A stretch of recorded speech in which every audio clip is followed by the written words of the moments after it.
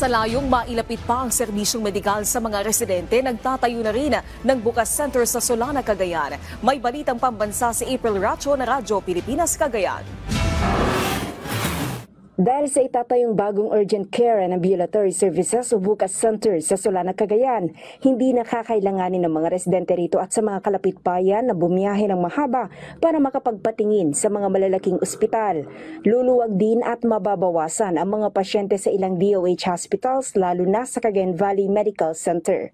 The establishment of these centers is a transformative response to the challenge in healthcare access, ensuring that patients receive timely and appropriate medical attention while reducing the burden on hospitals. Bukod sa outpatient services, kabilang sa mga mapakikinabangan ng mga taga-Solana sa itatayong Bukas Center ay surgery, mobile clinics na may laboratory services at telemedicine.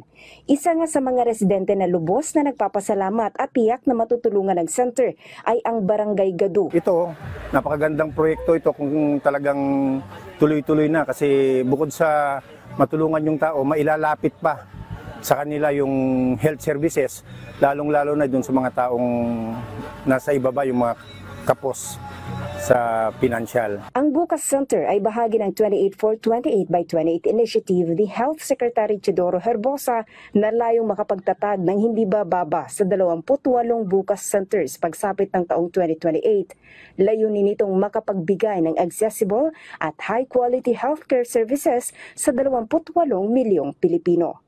Mula sa Radyo Pilipinas, Tuguegarao, April Salucon Racho para sa Balitang Pambansa.